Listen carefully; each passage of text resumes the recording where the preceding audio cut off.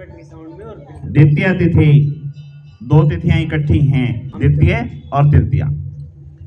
शुक्ल पक्ष में अश्विनी नक्षत्र के अंदर सोमवार को चैत्र मास में श्रीमद् भागवत कथा का दूसरा दिवस आरंभ करने से पूर्व प्रथम पूज्य गणेश जी के चरणों में प्रणाम करते हैं, माँ भगवती के चरणों में प्रणाम करते हैं, अपने अपने कुल देवता अपनी कुल देवी के चरणों में प्रणाम करते हैं, अपने क्षेत्रपाल के चरणों में प्रणाम करते हैं, जिनके स्थान पे हम रहते हैं। जिस धरती के इस टुकड़े पे हमारी कथा हो रही है, वहां के देवता वास्तु पुरुष के चरणों में हम प्रणाम करते हैं। तीनों हमारे ब्रह्मा विष्णु महेश के चरणों में प्रणाम करते हैं, नवग्रह के चरणों में प्रणाम करते हैं, 27 नक्षत्रों के चरणों में प्रणाम करते हैं, अपने अपने गुरुजनों के चरणों में प्रणाम करते हैं, अपने अपने माता पिता के चरणों में प्रणाम करते हैं। था कि भागवत मोक्ष देने के लिए और देवी भागवत तीनों तापों को खत्म करती है, मानसिक ताप भी, शारीरिक ताप भी और भौतिक ताप भी। उसी में मैंने आप सबकी ड्यूटी लगाई थी। क्या ड्यूटी लगाई थी कल के लिए?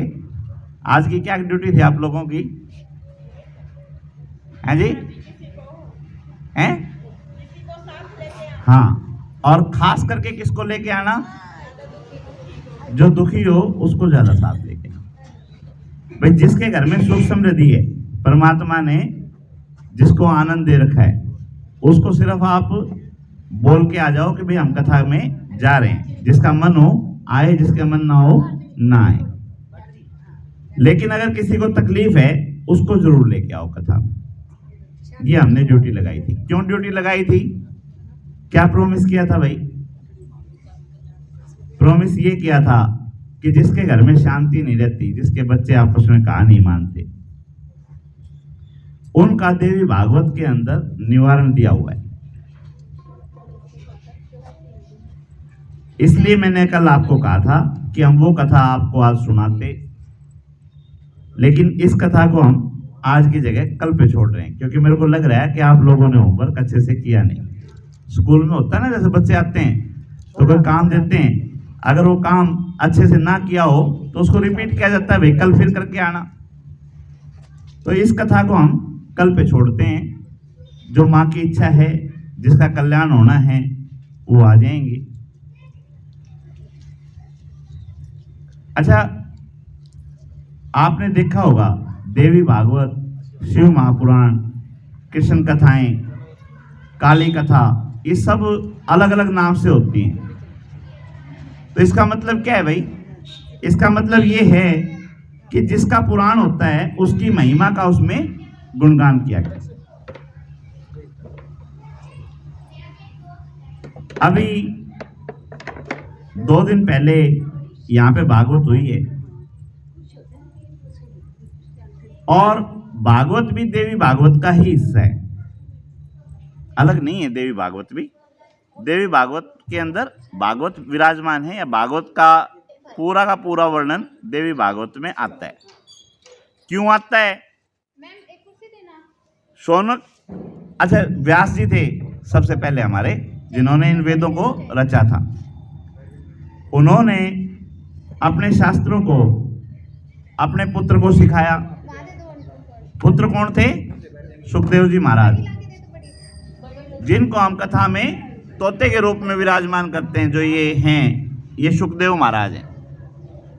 सुखदेव महाराज को उन्होंने कथाएं सुनाई। जब वो सुखदेव जी महाराज को कथाएं सुनाते थे तो उनके साथ में उनके जो बाकी शिष्य थे वो भी उन कथाओं को सुनते थे। शौनक जी के अनुरोध पर सूत जी ने कथा सुनाई, व्यास जी के अनुरोध पे नारद जी ने कथा सुनाई।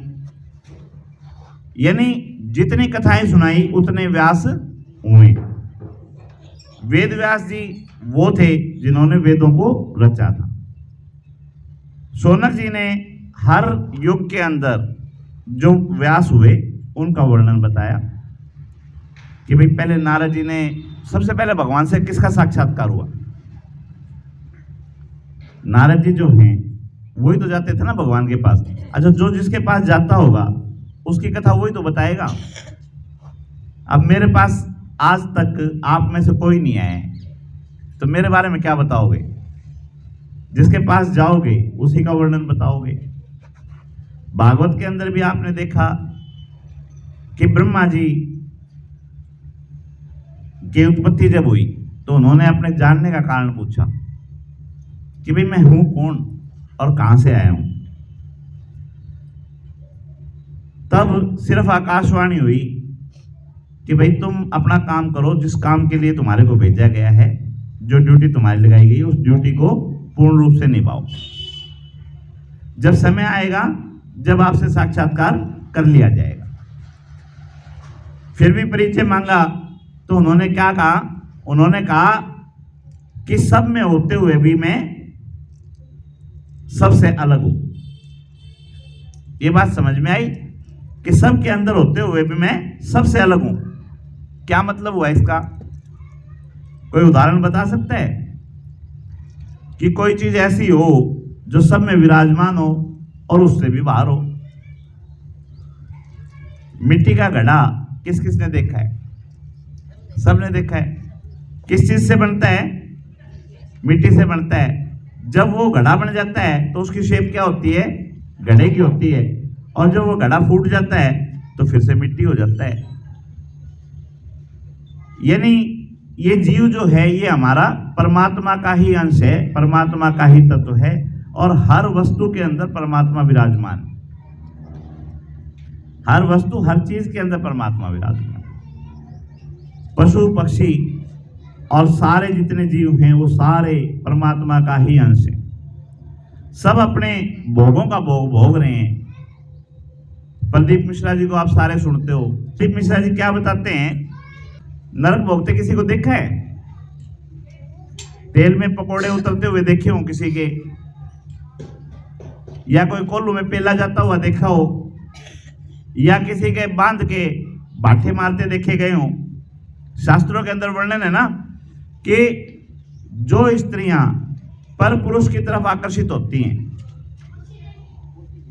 उनको लोहे के एक पुरुष बना के उसमें अंगारे भर दिए जाते हैं और उससे उसको चिपका दिया जाता है कि भाई तेरे को पर पुरुष की इच्छा थी तो ये तो इसके साथ चिपकी रहे। यही आदमियों के साथ भी है। जो पर स्त्री की तरफ आकर्षित रहते हैं उनके साथ भी यही है। एक लोहे की स्त्री बना के उसके अंदर लावा भर दिया जाता है, आग भर दी जाती है और उसको उसके ऊपर चिपका दिया जाता है कि भाई तू इस पे रहे। इसी तरह से जो किसी दूसरे की भूमि को हरता है, भाई उसकी है नहीं जमीन और वो जमीन के लालच में जमीन पे कब्जा करता है, तो परमात्मा कहते हैं कि उस जीव को जलते हुए रेगिस्तान में नंगे पैर छोड़ दिया जाता है और कहता भाग, सारी जमीन तेरी है। छोटे थे जब पोस्टर देखते थे हम कि नरक के अंदर बड़े बड़े कढ़ाए हैं, कढ़ाइयों के अंदर काट के उनको तला जा रहा है। देखे होंगे ना आप लोगों ने फोटो। तो कभी किसी को तलते हुए देखा है आपने? नहीं बरा, नहीं देखा। चलो यूं बताओ, स्कूल में कौन कौन गया है? 10वीं क्लास तक स्कूल में कौन कौन गया है? सारे गए हो ना 10वीं तक।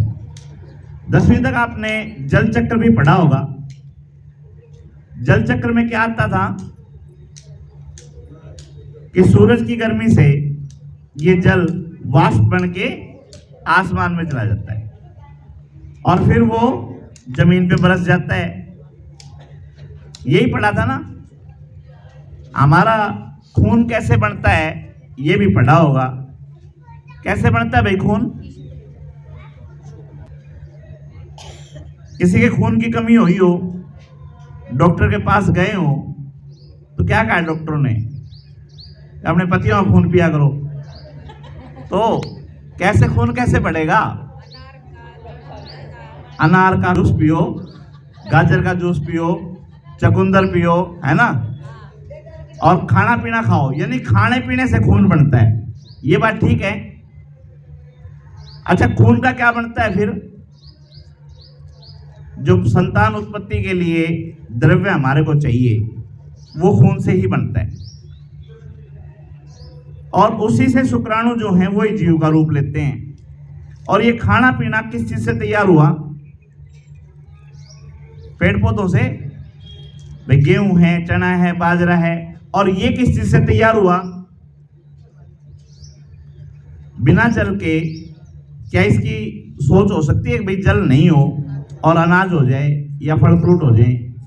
और वो जल कहां से आया? वो यहीं से चल रहा है। तो ये सारी जीव की जो यात्रा है वो भगवान ने सूक्ष्म रूप से छुपा के हमारे सामने ही रख रखी है। गर्भ को नरक कहते हैं। क्यों कहते हैं भाई गर्भ को नरक? क्यों कहते हैं बताओ? हमारा जो शरीर है, शरीर के अंदर खून, मज्जा, विष्ठा, मलमूत्र, यही तो है सारा का सारा। और जीव कहां से कहां तक यात्रा करता है?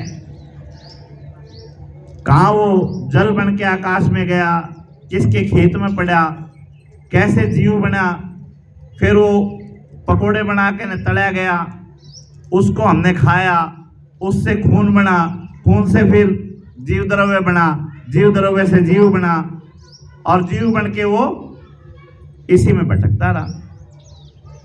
हमारे जो शास्त्र हैं उन्होंने उसको छुपा के सामने भी सारी बातें कैसे समझाएं? तो उनको समझाया कि जीव की सारी गति होती है। गरुड़ पुराण हम सुनते हैं। गरुड़ पुराण के अंदर क्या आता है? यही आता है कि वहां मवाद की नदियां बह रही हैं, खून की नदियां बह रही हैं, उससे सबसे होके जीव को गुजरना पड़ता है। तो अब सबके समझ में आ गया होगा कि गुजरना पड़ता है। इसी तरह से हमारे प्रदीप मिश्रा जी कहते हैं कि कोई मीठा मीठा बोल के आपसे पैसे ले गया तो उसको अगले जन्म में गन्ना बन के आना पड़ेगा। और गन्ने की गति क्या होती है? कोई मुंह से उसको छीलेगा और कोई मशीन में उसको पेलेगा। और गन्ने से रस निकलने के बाद उसका क्या होता है भाई? गन्ने के जो छिलके हैं, जब गन्ने से रस निकाल लिया जाता है तो छिलकों का क्या होता है? जलाने से पहले कुछ काम होता होगा। एक क्वांटिटी में इकट्ठा नहीं हो जाता जब तक वो सूख नहीं जाता, क्योंकि गीला थोड़ी ना जलेगा, सूखे को भी छोड़ देते हैं। और वहां पे भी चींटियां आके उसको खाती हैं, कि मतलब उसके अंदर जो भी बचा हुआ है उसको खाते हैं, उसके बाद में वो जलाया जाता है। इसी प्रकार पेड़ पौधे देखे हैं आपने।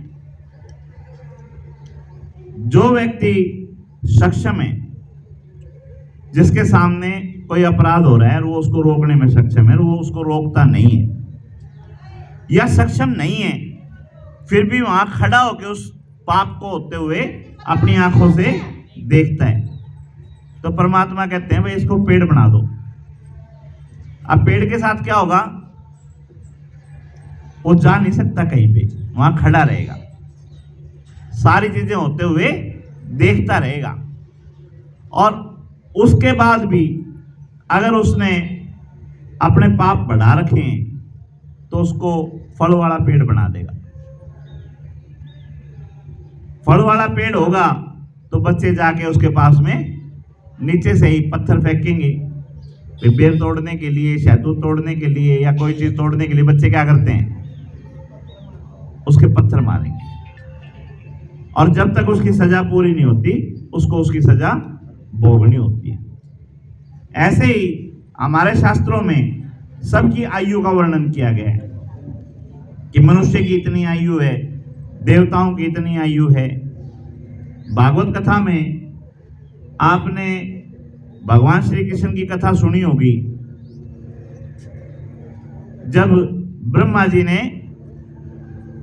भगवान श्री कृष्ण की गायें चुरा ली थी।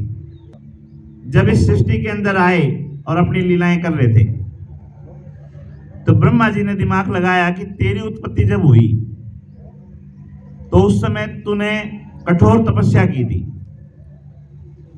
और खूब बुलाया था भगवान को कि भैया आ जा, मेरे को बता दे। जब तो सामने आया नहीं, जब तो भविष्यवाणी कर दी कि तू तेरा कर्म करता रहे, जब जरूरत होगी जब मैं आ जाऊंगा तेरे सामने। और आज ये भगवान बच्चों के बीच में आ रहे हैं।